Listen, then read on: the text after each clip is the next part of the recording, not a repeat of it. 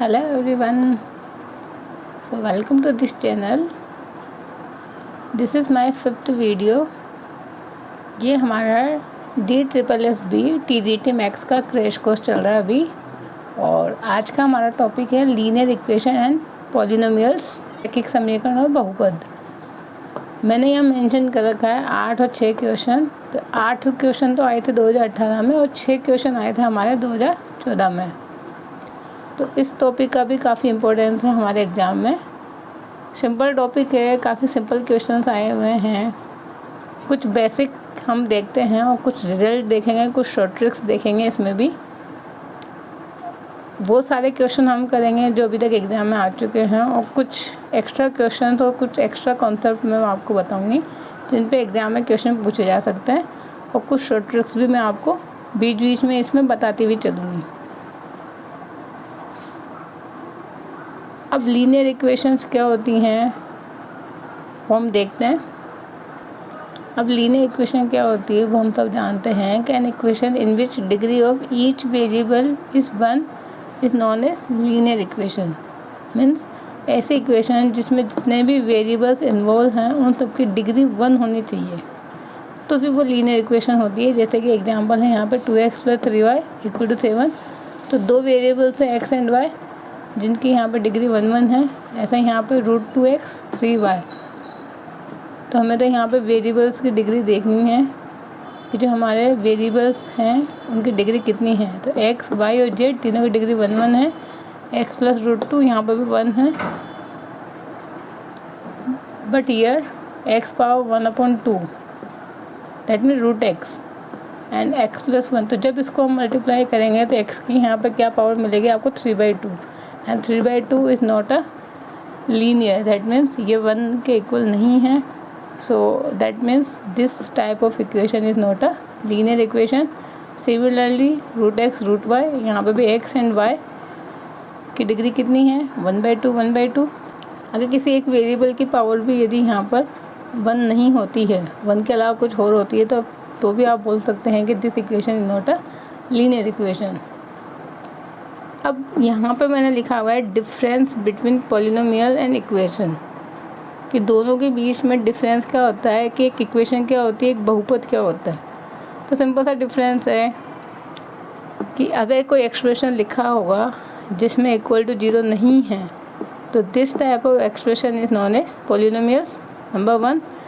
Number 2, polynomials में हमेशा variable एक ही होता है, या तो x होगा या y होगा या z होगा, ठीक है ना। केवल एक वेरिएबल में पॉलिनोमियल्स होता है हमेशा, और उसकी डिग्री 1 से ज़्यादा हो सकती है।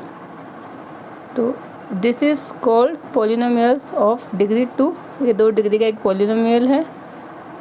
बट अगर हम इक्वेशन की बात करें तो अगर इसी में मैं यहाँ पे बराबर 0 लगा दूँगी तो ये यहाँ पे इक्वेशन में कन्वर्ट हो जाएगी, and it become a 2 degree equation, जिसे हम बोलते हैं क्वाड्रेटिक इक्वेशन। इक्वेशन में वेरिएबल्स 1 से ज़्यादा हो सकते हैं। इट इज़ नॉट नेसेसरी कि एक ही वेरिएबल हो, 1 2 3 4 एंड सो ऑन, कितने भी वेरिएबल्स हो सकते हैं, बस =0 होना चाहिए। यहाँ पे x + y + z = 0, ये भी एक इक्वेशन है। इक्वेशन में होती है लीनियर इक्वेशन, ऐसी इक्वेशन जिसमें केवल 1 वेरिएबल हो। लीनियर इक्वेशन इन 2 वेरिएबल, ऐसी इक्वेशन जिसमें 2 वेरिएबल्स हो बट लीनियर लिखा हुआ है, दैट मीन उनकी पावर क्या होगी 1। तो ऐसी इक्वेशन होंगी 2 वेरिएबल्स वाली लीनियर इक्वेशन। ये पॉलिनोमियल की मैंने यहाँ पे जनरल फॉर्म लिखी हुई है। क्या होती है जनरल फॉर्म? जैसे मैंने बोला, इसमें केवल एक ही वेरिएबल इन्वॉल्व होगा और उसकी डिग्री कितनी भी हो सकती है, बट नंबर 1 जो इम्पोर्टेंट चीज़ है, degree should be natural number, ठीक है ना। हमेशा डिग्री नेचुरल नंबर होगी, कभी भी यहाँ पे फ्रैक्शन नहीं होगा, यानी x की पावर 1/2 x की पावर 1/3 ऐसी कोई पावर आपको गिवन है, तो फिर वो जो एक्सप्रेशन होगा वो पॉलिनोमियल्स नहीं बनाएगा।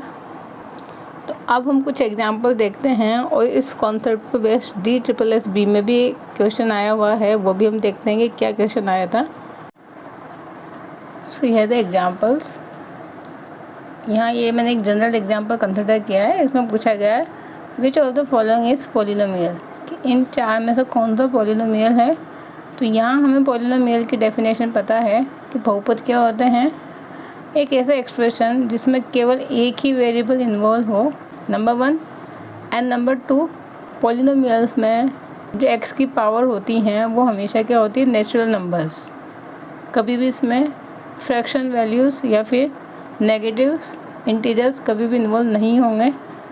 उस अकॉर्डिंग अब हमें यहाँ पे चेक करनी है कि ये दोनों कंडीशन कौन से ऑप्शन में फुलफ़िल हो रही है। तो नंबर 1, 5x⁴/2। तो आप यहाँ देख के इसको बोल देंगे कि this is wrong, it is not a polynomial.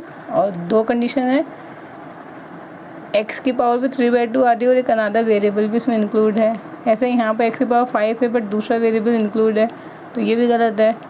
यहाँ पर z है, केवल एक ही वेरिएबल है बट z की पावर क्या है, 3/2, नॉट अ नेचुरल नंबर, तो ये भी यहाँ गलत है। ये यहाँ पे इस फॉर्म में गिवन है बट x ऊपर से कॉमन आके जब नीचे आप कैंसिल कर देंगे तो ये बनेगा x³ + 3x² + 1। तो now it is a polynomial. ये पॉलिनोमियल की जनरल फॉर्म में कन्वर्ट हो जाएगा।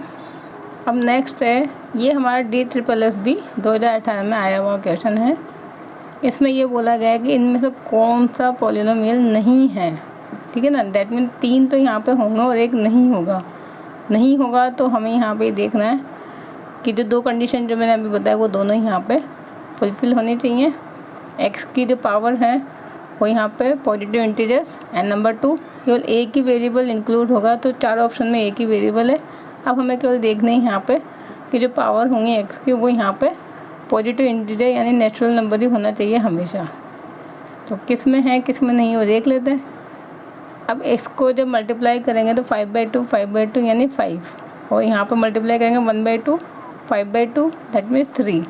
तो यहाँ पर दोनों पावर क्या है, 5 और 3 नेचुरल नंबर है, तो ये तो यहाँ पर पॉलिनोमियल होगा। बट हमारा आंसर क्या चाहिए हमें, नोट। तो करेक्ट आंसर अभी हमें नहीं मिला है। ऐसे ही हम -1/2 इसको ऐड करेंगे अपन, तो क्या बनेगा, ये x⁴, फिर यहाँ अपन करेंगे x⁴1, फिर यहाँ करेंगे ये भी x⁴1 और यहाँ पे करेंगे x⁴2। तो सारी x की पावर क्या आ रही है यहाँ पे, पॉजिटिव इंटीजर्स, तो ये भी यहाँ पे पॉलिनोमियल होगा। फिर x⁴3/2, ये तो a + b a - b का फॉर्मूला बन रहा है, a² - b², तो ये भी यहाँ पे पॉलिनोमियल बना रहा है। अब अच्छा डी ऑप्शन, यही हमारे पास आंसर होगा कि ये हमारे पास पॉलिनोमियल नहीं है। So this is a correct option. But क्यों नहीं है वहाँ देख लेते हैं। ये x⁻³ 3/2 है, जब इसको इससे अपन मल्टीप्लाई करेंगे तो हमें देखा x⁻−1 दैट मीन 1/x। तो कभी भी पॉलिनोमियल में इस टाइप की टर्म इंक्लूड नहीं होती है, so that's why D option is our correct answer. अब नेक्स्ट टॉपिक है हमारा linear equation in 2 variables. If 2 linear equations are given, a1x + b1y + c1 = 0 and a2x + b2y + c2 = 0, ठीक है ना। तो फिर यहाँ पे कुछ 3 कंडीशंस हैं और इन तीनों कंडीशन का मैंने ज्योमेट्रिकली मीनिंग भी यहाँ पर समझा रखा है कि उनका मीनिंग क्या होगा। इस पे बेस 2018 में क्वेश्चन भी आया हुआ है। क्या आया हुआ है वो तो अभी मैं नेक्स्ट पेज पे आपको बताऊँगी। पहले एक बार इसको कॉन्सेप्ट को समझते हैं कि क्या गिवन है।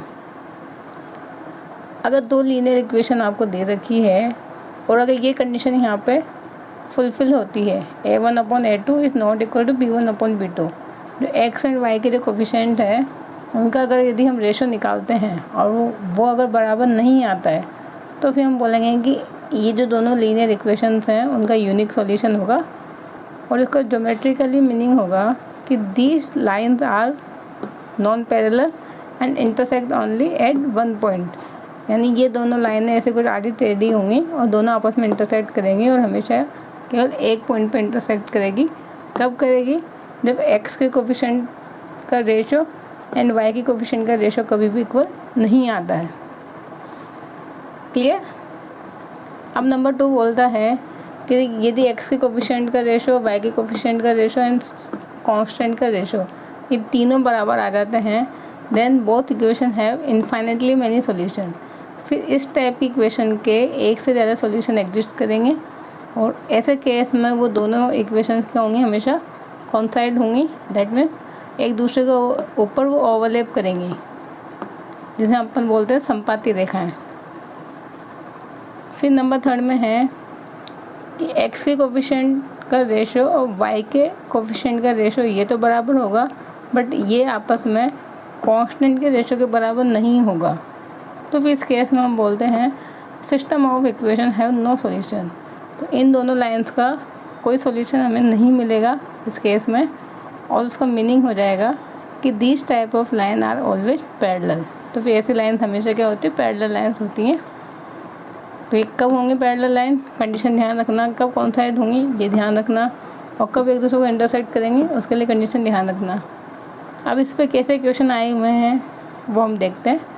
DSSB 2018 में इसका क्वेश्चन आया हुआ।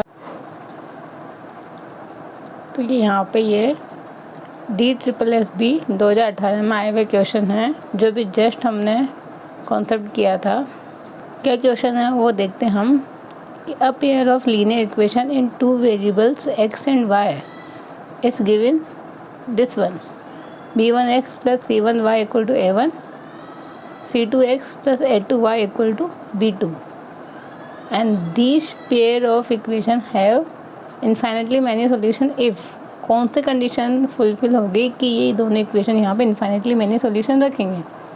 तो हमें पता है कि इन्फाइनेटली मैनी सॉल्यूशन के लिए कंडीशन क्या है कि जो x के कोफिशिएंट हैं उनका रेशो, y के कोफिशिएंट का रेशो और कांस्टेंट का रेशो आपस में क्या होना चाहिए, बराबर होना चाहिए। अब यहाँ x का कोफिशिएंट क्या है b1, यहाँ पे क्या है c2, तो b1/c2। अब b1/c2 कहाँ पर है ऑप्शन में आप देख लें, तो b1/c2 आपको दिख रहा है यहाँ पर। फिर y का कोफिशिएंट c1/a2, c1/a2 है इसमें, और कांस्टेंट a1/a2, ये तीनों यहाँ पर है। दैट में बी ऑप्शन इज़ करेक्ट। तो ये ऐसे क्वेश्चन है, लॉजिकल क्वेश्चन है। अगर आपको इनके रिजल्ट पता है तो आप डायरेक्ट टिक लगाएंगे, इनमें हमें सॉल्व कुछ नहीं करना होता। तो जितना मैंने आपको पेपर का एनालिसिस किया है उसके अकॉर्डिंग आपके at least 30 to 40% question direct result base ही होते हैं, जिनमें सॉल्व कुछ नहीं करना होता, या फिर बिल्कुल बेसिक चीज़ें आपसे पूछी जाती है। और जनरली हम क्या करते हैं कि बेसिक चीज़ों को तो छोड़ देते हैं और हम हाई लेवल की स्टडी करके जाते हैं हमेशा एग्ज़ाम में। और इस टाइप के एग्ज़ाम में हमेशा आपसे बेसिक चीज़ें ही पूछी जाती है। क्यों पूछी जाती हैं, क्योंकि यहाँ पे हमारे पास टाइम कम होता है, 2 घंटे का पेपर होता है और उसमें हमें 200 क्वेश्चन सॉल्व करने होते हैं, जिसमें से 100 क्वेश्चन आपके आते हैं मैक्स पार्ट के। तो इस वजह से अगर आप यहाँ पे मान के चलें कि 1 घंटा या फिर 70 मिनट, ठीक है ना, 60-70 मिनट अगर आप मैक्स पार्ट को भी देते हैं तो एक क्वेश्चन के लिए आपको 1 मिनट का भी टाइम नहीं मिला, 1 मिनट से भी कम टाइम होता है। तो उस केस में यहाँ पे कई सारे ऐसे क्वेश्चन होते हैं जो रिजल्ट बेस होते हैं। दैट में आपको रिजल्ट पता है तो आप उन पर टिक लगाएंगे, 1 या 2 सेकंड में आप उसको सॉल्व कर देंगे, और नहीं पता है तो फिर आप उनको सॉल्व नहीं कर सकते हैं। इसलिए हमेशा जो भी टॉपिक आप पढ़ते हैं उसका बिल्कुल बेसिक पढ़ें, उनके जितने भी रिजल्ट्स हैं उन सबको याद रखें। डायरेक्ट क्वेश्चन आते हैं हमेशा इस एग्ज़ाम में, ठीक है। अब हम नेक्स्ट क्वेश्चन पे बढ़ते हैं। ये हमारा अगेन 2018 में आया हुआ क्वेश्चन है। इसमें भी गिवन था कि which of one of the following is a linear equation in 2 variables, ठीक है ना। 2 चीज़ें दे रखी है कि एक तो इक्वेशन लीनियर होनी चाहिए एंड नंबर 2 उसमें 2 वेरिएबल्स इंक्लूड होने चाहिए। तो यहाँ x y z 3 variables include है, तो यहाँ पे ये 2 वेरिएबल वाली इक्वेशन नहीं है। यहाँ पे 2 वेरिएबल्स तो हैं बट उनकी पावर क्या है 2, तो यहाँ पे ये लीनियर नहीं है, ये क्वाड्रेटिक इक्वेशन है जिसमें पावर 2 है। तो ये भी हमारा गलत ऑप्शन है। यहाँ पे x एंड y इन्वॉल्व है, यस 2 वेरिएबल्स है, दोनों की पावर 1 है। This is a linear equation in 2 variables. यहाँ इक्वेशन में क्या होगा कि जब हम इन दोनों को मल्टीप्लाई करेंगे तो हमें क्या मिलेगा x y। तो यहाँ x y ये जो है ये 2 डिग्री का यहाँ पे वेरिएबल है, इसकी डिग्री 1 नहीं मानी जाएगी, इसकी यहाँ पे डिग्री 2 मानी जाएगी। So that's why it is also not our linear equation in 2 variable. तो इस टाइप से ये कुछ एक क्वेश्चन पूछे गए थे जो अभी अपन ने कॉन्सेप्ट किए। अब कुछ नई चीज़ें मैं आपको बताती हूँ जिनसे क्वेश्चन पूछे जा सकते हैं। तो देखते हैं हम नेक्स्ट पेज पे। अब यहाँ पे है हमारी ये रिमाइंडर थ्योरम। रिमाइंडर थ्योरम क्या होती है वो देखते हैं। Let px be a polynomial of degree n greater than equal to 1। That mean यहाँ पे जो पॉलिनोमियल होगा वो या तो 1 डिग्री का होगा या 1 से बड़ा होगा। और a कोई भी यहाँ पे रियल नंबर है, and if this x minus A divides P x, यानी ये जो फैक्टर होगा वो अगर पॉलिनोमियल को डिवाइड करता है तो फिर इसका जो रिमाइंडर मिलेगा वो आपको पी ए मिलेगा। पी ए मीन्स यहाँ से जो भी ए आपको दे रखा होगा वो आप यहाँ पर पॉलिनोमियल में पुट कर दें तो फिर आपको क्या मिल जाएगा, रिमाइंडर। तो इस थ्योरम पे बेस कई टाइप से क्वेश्चन पूछे जा सकते हैं अलग अलग। एक क्वेश्चन तो मैं आपको यहाँ करवा रही हूँ, बट और भी अलग अलग टाइप से क्वेश्चन बन सकते हैं। नंबर 1 एक आपको यही डायरेक्ट रिजल्ट पूछ लें क्वेश्चन में देखें कि पी एक्स पॉलिनोमियल है, एक्स माइनस से उसको डिवाइड करता है तो उसमें रिमाइंडर क्या होगा, A B C D 4 option. या फिर कुछ यहाँ पर न्यूमेरिकल्स वैल्यूज़ आपको गिवन होंगी, पॉलिनोमियल्स दे देंगे, उसका फैक्टर दे देंगे, आपको रिमाइंडर पूछेंगे, या फिर और भी अलग टाइप से कुछ क्वेश्चन बन सकता है। तो बस आपको थ्योरम यहाँ ध्यान रखनी है, बाकी तो आप क्वेश्चन कैसा भी आ जाए सॉल्व कर सकते हैं। एक क्वेश्चन मैं यहाँ पर बता देती हूँ। इस एग्जाम्पल में गिवन है कि ये जो फैक्टर है x माइनस 2 ये इस पॉलिनोमियल को डिवाइड करता है, then remainder is twice the remainder when x plus 1 divides 5 plus b x minus के 2x square plus a x cube. इससे जो रिमाइंडर मिलेगा वो इसके रिमाइंडर का ट्वाइस होगा, तो फिर हमें वैल्यू बतानी है 10a प्लस 4b की। समझ आ गया क्वेश्चन? ठीक है, अब इसको सॉल्व करते हैं। इसके रिमाइंडर का तो अपन ने r1 कंसिडर कर दिया, और इसको मैंने यदि फंक्शन ऑफ x कंसिडर किया तो उसमें आपने 2 पुट कर दिया तो आपको रिमाइंडर मिल जाएगा f2। सॉल्व कर लेंगे, सॉल्व करने में ये आपको a और b में एक एक्सप्रेशन मिल जाएगा। ऐसे रिमाइंडर 2 के लिए हम क्या करेंगे, x इक्वल टू -1 अगेन यहाँ पे पुट कर दिए, उसको हमने मान लिया r2, और सॉल्व करने पर ए और बी में कोई आपको एक्सप्रेशन मिल जाएगा ऐसा। अब जो कंडीशन दे रखी है कि जो पहला रिमाइंडर है वो दूसरे रिमाइंडर का ट्वाइस है, वो आप यहाँ पे अप्लाई कर देंगे। f2 और f ऑफ -1 की वैल्यूज़ पुट करके जब इसको सॉल्व करेंगे तो आपके पास यही वैल्यू आएगी जो पूछी गई है, 10a प्लस 4b, और इसका मान निकल के आ जाएगा 9, जो कि आपको बी ऑप्शन में गिवन है। ठीक है, अब नेक्स्ट पेज पे देखते हैं हम। अब नेक्स्ट टॉपिक है हमारा एल्जेब्रिक एक्सप्रेशन एंड आइडेंटिटीज़। इसमें मैंने सबसे पहले इम्पोर्टेंट आइडेंटिटी मेंशन की है जिससे क्वेश्चन आ चुके हैं। क्या ये आइडेंटिटी है वो देखते हैं हम कि x cube plus y cube plus z cube minus के 3xyz। हमें पता है इसके फैक्टर्स होते हैं, उसके फैक्टर ये होते हैं, सबको पता है, x plus y plus z, x square plus y square plus z square minus x y minus y z minus z x. अब इसी को हम इस फॉर्म में भी लिख सकते हैं। कौन सी फॉर्म है, x plus y plus z. ये जो x square y square z square है हम इसको परफेक्ट स्क्वायर में लिख देंगे। जैसे इसको कन्वर्ट करेंगे तो यहाँ से क्या मिलेगा, 2xy ऐड करेंगे तो सब्ट्रैक्ट भी करेंगे, सो that's why it become 3xy।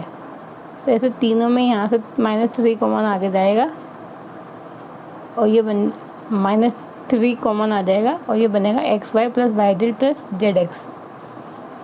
तो इसकी वैल्यू या तो ये होती है, ये होती है, और इसमें यदि हमने कंडीशन अप्लाई कर दी कि x plus y plus z तीनों की वैल्यू अगर 0 आ जाती है तो फिर x cube plus y cube plus z cube हमारे पास 3xyz के इक्वल होगा।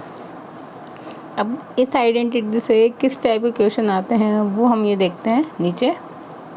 ये DSSB 2018 में आया हुआ क्वेश्चन था। हमको बोला गया था कि इसकी वैल्यू फाइंड करें। अभी देखने में बड़ा आपको हॉरर सा क्वेश्चन नज़र आ रहा होगा, बट ये बिल्कुल सिंपल सा क्वेश्चन है और इस आइडेंटिटी पे बेस है। बस आपको थोड़ा सा चेक करना होगा कि कौन सा फॉर्मूला यहाँ पे बन रहा है। जैसे ये बन रहा है x cube minus y cube plus z cube. फिर अगर यहाँ एक भी जो वेरिएबल है माइनस में आ जाता है तो फिर यहाँ पे क्या होगा, प्लस बन जाएगा, क्योंकि फॉर्मूला क्या होता है, x cube plus y cube plus z cube minus 3xyz। ठीक है ना, बट यहाँ पे वाई क्या है, नेगेटिव, तो ये बन जाएगा plus 3xyz upon x square minus y square plus z square, फिर माइनस xy, तो इसकी वजह से क्या बन जाएगा, प्लस। बस एक ही फॉर्म याद रखें, और फिर उसके अकॉर्डिंग जो यहाँ पे साइन में चेंज आएगा xyz, उसके अकॉर्डिंग आप इसमें चेंज कर लें।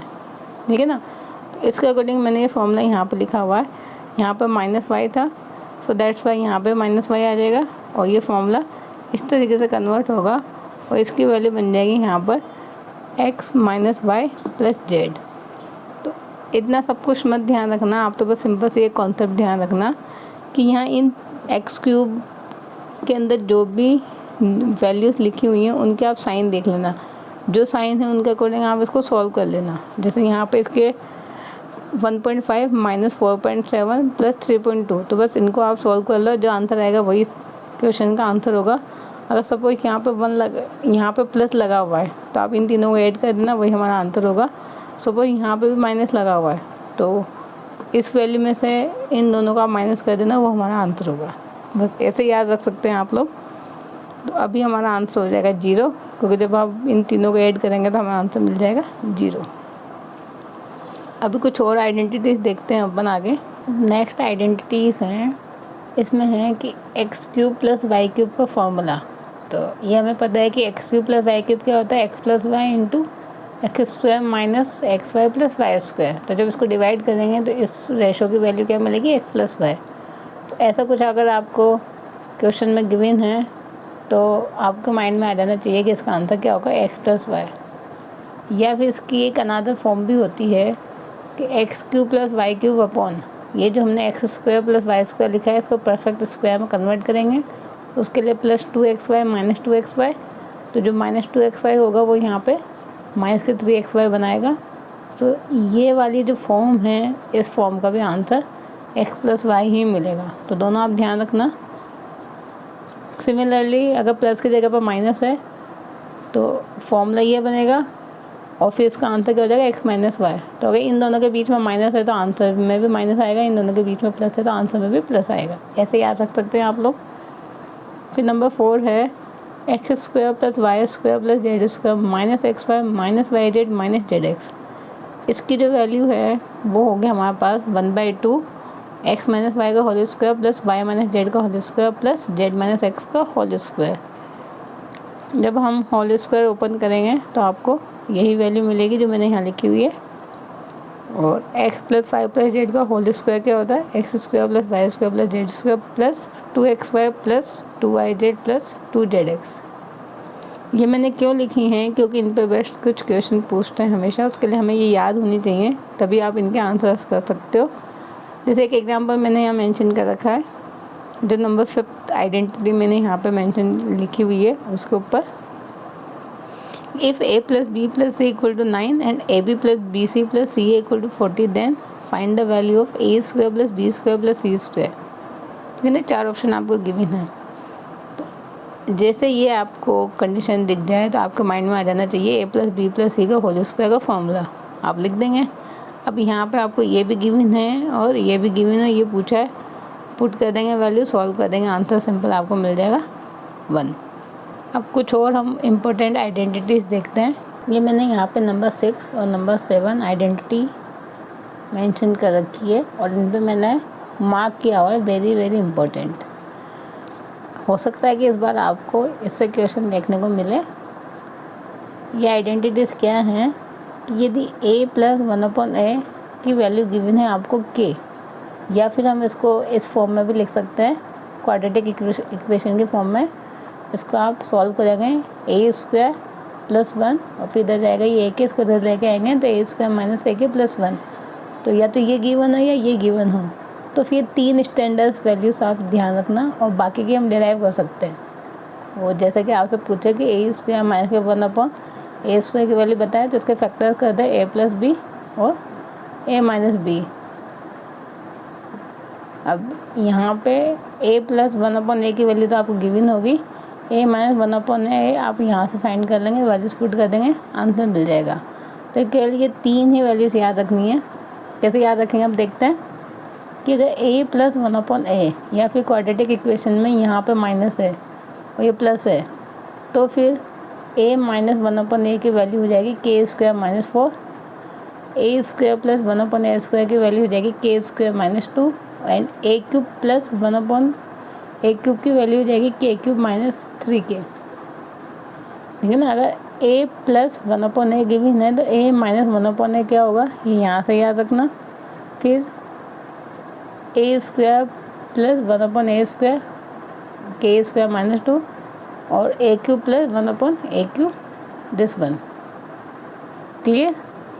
और यहाँ से है तो यहाँ से भी आप k की वैल्यू चाहें तो डायरेक्ट निकाल सकते हैं और ये लिख लेना कि इसके अकॉर्डिंग ये वैल्यू बनेगी a + 1/a की। अब ऐसे ही यदि आपको a - 1/a की वैल्यू या फिर इस क्वाड्रेटिक इक्वेशन की वैल्यू गिवन है a² - a - 1, तो फिर a + 1/a की वैल्यू क्या होगी k² + 4, ये यहाँ पर 4 है, ठीक है ना। तो अगर माइनस की वैल्यू गिवन है तो यहाँ पर प्लस आएगा और अगर प्लस की वैल्यू गिवन है तो यहाँ पर माइनस आएगा, ऐसे ध्यान रख सकते हैं आप। फिर a² + 1/a² की वैल्यू होगी k² + 2, तो अगर a - 1/a है तो यहाँ पर प्लस आएगा और अगर a + 1/a है तो यहाँ पर माइनस आएगा। और ऐसे ही a³ - 1/a³, अगर ये माइनस में है तो ये भी माइनस में होगा, इसकी वैल्यू होगी k³ + 3k। तो दोनों सेम हैं, बस यहाँ पे अपोजिट साइन है, यहाँ पे तीनों नेगेटिव हैं, यहाँ पे तीनों पॉजिटिव हैं। अब इस पे बेस्ट हम अगर एक एग्जांपल देखें तो ये हमारा एग्जांपल है कि if x³ - 3x - 1 = 0 then find the value of x³ - 1/x³। तो जैसे आपको इस टाइप से कोई इक्वेशन दिख जाए, तो ये x³ नहीं होगा, ये x² होना चाहिए। x² - 3x - 1 = 0 then find the value of x³ - 1/x³। तो यहाँ पे दोनों माइनस में हैं, तो ये दोनों माइनस में होने का मीनिंग है कि आपको किसकी वैल्यू गिवन है x - 1/x की वैल्यू, और यहाँ से निकाल देंगे k = कितना होगा 3। अब क्या पूछा गया x³ - 1/x³, तो माइनस में है तो यहाँ पे क्या होगी, ये वैल्यू प्लस में होगी, ठीक है ना। अगर ये वाली वैल्यू माइनस में होती है तो आंसर क्या होंगे, सारे प्लस में होंगे, क्या होंगे k³ + 3k। सॉल्व कर लेंगे, आंसर मिल जाएगा 36। अब यहाँ पे मैंने कुछ क्वेश्चन मेंशन कर रखे हैं जो 14 और 18 में आए हुए हैं, इनको 1 बाय 1 देखते हैं। नंबर 1 में गिवन है कि an odd degree polynomial equation has ABCD 4 option given थे। तो अगेन ये भी एक लॉजिकल क्वेश्चन है, इसमें रिजल्ट पता होना चाहिए कि an odd degree polynomial equation at least have 1 real root, कम से कम एक रियल रूट तो हमेशा रखेगा ऑड डिग्री का पॉलिनोमियल। फिर नंबर 2 है कि 1 root of the equation 10x = x is, यानी ये जो इक्वेशन है 10x = x, इसका एक रूट कौन सा है। तो ऑब्वियसली आपको क्या दे रखा है कि ऑप्शन में रूट गिवन है, और रूट का मीनिंग क्या होता है कि वो इक्वेशन को सेटिस्फाइड करते हैं। तो आप सिंपल से यहाँ से वैल्यूज उठाइए, यहाँ पुट करके देख लीजिए कौन सी वैल्यू सेटिस्फाइड होती है। तो केवल आपको x = 0 ही ऐसा पॉइंट होगा जो 10 0 = 0, यानी ये सेटिस्फाइड करता है, तो आंसर हो जाएगा A। फिर अगेन नंबर 3 क्वेश्चन है कि the real root of the equation this one x³ - 6x + 9 = 0। तो क्यूबिक इक्वेशन के रूट कैसे निकालते हैं, हमें पता है कि पहले हिडन टेबल मेथड से एक आप रूट निकालते हैं, फिर उसके बाद उसको डिवाइड करके क्वाड्रेटिक इक्वेशन निकालते हैं। तो इतना काम हमें यहाँ पे नहीं करना, हमें तो सिंपल सा कॉन्सेप्ट है कि रियल रूट इसका पूछा गया है, दैट में ऑप्शन में आपको रूट गिवन है, तो आप ऑप्शन से चेक करके देख लीजिए। और लॉजिकली आप वैसे भी देख लेंगे कि जब आप यहाँ से -9 को पुट करेंगे तो -9 का होल क्यूब एक काफ़ी बड़ी नंबर आ जाएगा, तो वो तो इसको सेटिस्फाइड करेगा नहीं, तो ये तो वैसे कैंसिल हो गया। बचा 6 एंड -6, जब 6 का होल क्यूब करेंगे तो वो भी एक बहुत बड़ा नंबर देगा जो कि =0 नहीं दे सकता। तो केवल बचा एक हमारे पास छोटा नंबर -3 को आप यहाँ पर सेटिस्फाइड करवा के देख लेंगे, तो yes it's satisfied, so that means our answer is -3। इस तरीके से आप अगर इक्वेशन का रूट आपसे पूछे जाए तो आप ऑप्शन में से ही पुट करके चेक कर लीजिए कौन सा आंसर सही है। फिर 18 में आया हुआ क्वेश्चन था कि how many points of polynomial this one intersect x axis. तो इसका कॉन्सेप्ट ये है कि एक पॉलिनोमियल x एक्सिस को कितनी बार कट करता है वो डिपेंड करता है उसकी डिग्री पर। जितनी डिग्री होती है अधिकतम इतने नंबर पे तो कट करेगा ही करेगा, नंबर 1। अब मैंने यहाँ पे बोला कि मैक्सिमम वो डिग्री के बराबर पॉइंट्स पर इंटरसेक्ट करता है x एक्सिस को। बट हमें अगर एग्जैक्ट फाइंड करना है, ये तो मैंने मैक्स टू मैक्स बताया कि इससे ज़्यादा नंबर्स पे इंटरसेक्ट नहीं करेगा डिग्री के बराबर। बट हमें अगर एग्जैक्ट नंबर फाइंड करना है तो उसके लिए आपको इसके रूट्स निकालने होंगे। जो रियल रूट्स होंगे उसी पे एक्स एक्सिस को इंटरसेक्ट करेगा, इमेजनरी पर नहीं करेगा। तो इसके इजीली आप रूट्स फाइंड कर सकते हैं, जो कि होंगे यहाँ पे x² + 1 एंड x-1। ये यहाँ पे इमेजनरी रूट्स देंगे और यहाँ पर रियल रूट्स देगा। रियल रूट केवल एक ही मिला है, सो दैट्स वाई ये केवल एक्स एक्सिस को एक ही पॉइंट पर इंटरसेक्ट करेगा। और अगर आपको इस टाइप से कोई इक्वेशन दे दें, सपोज x⁴n + 5 x⁻n - 1 + 3 = 0, दैट में हमें n नहीं पता है n क्या है, और आपसे बोला जाए कि how many point of this polynomial intersect x axis, तो फिर उस केस में आप ऑप्शन में होगा मैक्सिमम के मैक्सिमम n पॉइंट पर इंटरसेक्ट करेगा। तो यस, यही हमारा करेक्ट आंसर होगा कि मैक्सिमम पॉइंट हम बता सकते हैं, मिनिमम पॉइंट हम इस केस में नहीं बता सकते जब तक कि हमें n की वैल्यू नहीं पता हो। और जब n की वैल्यू पता लग जाए तो आप उसके फैक्टर्स कर लीजिए और जो रियल वैल्यूज मिलेंगी उतने पॉइंट पे इंटरसेक्ट करेगा। फिर नेक्स्ट क्वेश्चन है 18 का ही, कि which one of the following equation does not have solution 7, -9। कि यहाँ पे ये 2 वेरिएबल की लीनियर इक्वेशन गिवन है और इसमें से कौन सी इक्वेशन का सॉल्यूशन 7, -9 नहीं है। तो इसका मीनिंग है कि 3 इक्वेशन का सॉल्यूशन तो ये होगा, बट किसी एक इक्वेशन का नहीं होगा। तो आप यहाँ पर अगेन इस पॉइंट को पुट करके देख लीजिए कौन सी इक्वेशन यहाँ पे सेटिस्फाइड होगी। तो ए ऑप्शन से स्टार्ट करेंगे तो ये 14 बनेगा, ये -27। तो जब इसको सॉल्व करेंगे तो ये +13, ये इसको सेटिस्फाइड कर रहा है। सेकंड पे आएंगे, ये 49 और ये प्लस के, तो ये यहाँ पे काफ़ी बड़ी वैल्यू आ जाएगी और ये +1, that mean it is not equal to 0। सो ये हमारा आंसर होगा कि ये इक्वेशन ये पॉइंट के द्वारा सेटिस्फाइड नहीं हो रही। तो ये जो मैंने क्वेश्चन यहाँ पर लिखे थे वो इसलिए लिखे कि सारे लॉजिकल क्वेश्चन थे, इनको आप लॉजिक से या फिर ऑप्शन की हेल्प से भी सॉल्व कर सकते हैं। तो ये आज हमने पॉलिनोमियल्स एंड लीनियर इक्वेशंस को पढ़ा और उनके कुछ कॉन्सेप्ट देखे। जो इम्पोर्टेंट ने मैंने केवल वही इम्पोर्टेंट कॉन्सेप्ट ही बताए आपको। I hope you like my videos. अगर आपके कुछ सजेशंस हो तो प्लीज़ आप वो मुझे कमेंट बॉक्स में करके बता सकते हैं, और कुछ किसी टॉपिक पर यदि आपको वीडियोज़ चाहिए पहले तो वो भी आप मुझे बता सकते हैं। मेरा कल नेक्स्ट वीडियो होगा लिमिट, कंटिन्यूटी एंड डिफरेंशिएबिलिटी पे। उसमें भी मैं इसी तरीके से पढ़ाऊँगी कि आपको कुछ इंपॉर्टेंट रिजल्ट बताते हुए। लिमिट कंटिन्यूटी में तो काफ़ी सारे शॉर्ट ट्रिक्स भी हैं, तो वो भी मैं कल आपको डिस्कस करूँगी, और कुछ एग्ज़ाम में आए हुए क्वेश्चंस हैं वो भी मैं कल बताऊँगी आपको। So if you like my video then please like, share and subscribe to your friends and your group. Thank you for watching video.